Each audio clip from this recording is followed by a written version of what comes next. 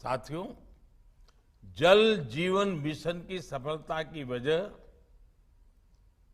उसके 4 मजबूत स्तंभ हैं। पहला, जन भागीदारी, पीपल्स पार्टिसिपेशन।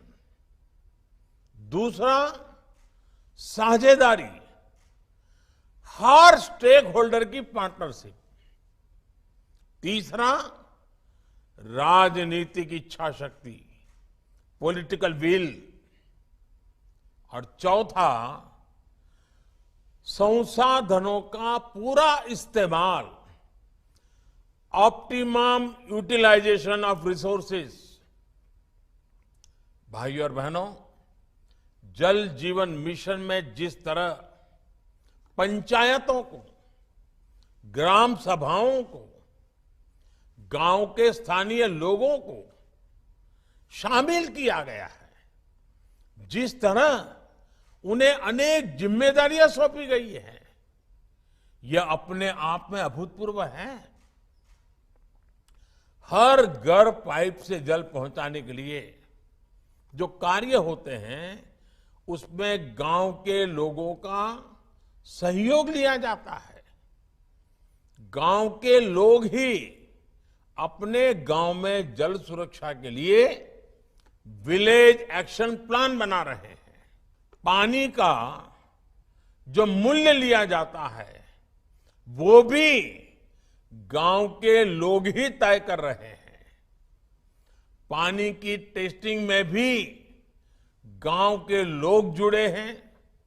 10 लाख से ज्यादा महिलाओं को इसकी ट्रेनिंग दी गई है। पानी समिति में अभी कम से कम 50% महिलाओं को जगह दी गई है।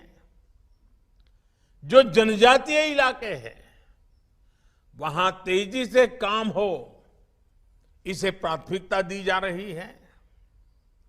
जल जीवन मिशन का दूसरा स्तंभ साझेदारी है। राज्य सरकारें हो, पंचायतें हो, स्वयंसेवी संस्थाएं हो, शिक्षण संस्थाएं हो, सरकार के विभिन्न विभाग और मंत्रालय में सभी मिलकर काम कर रहे हैं। इसका जमीनी स्तर पर बहुत बड़ा फायदा मिल रहा है। साथियों, जल जीवन मिशन की सफलता का तीसरा मुख्य स्तंभ है राजनीतिक इच्छा शक्ति। जो पिछले 70 साल में हासिल किया जा सका, उसमें कई गुना ज्यादा काम 7 साल से भी कम समय में किया जा रहा है। कठिन लक्ष्य है, लेकिन ऐसा कोई लक्ष्य नहीं जो भारत के लोग ठान लें और उसे प्राप्त ना कर सके। केंद्र सरकार, राज्य सरकारें, पंचायतें सभी इस अभियान को तेजी से पूरा करने में जुटी है। जल जीवन मिशन संसाधनों के सही इस्तेमाल पर, ऑप्टिमम यूटिलाइजेशन ऑफ रिसोर्सेज पर भी उतना ही बल दे रहा है।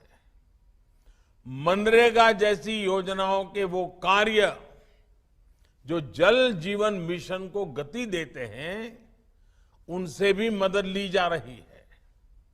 इस मिशन के तहत जो कार्य हो रहा है, उससे गांवों में बड़े पैमाने पर रोजगार के नए अवसर भी बन रहे हैं।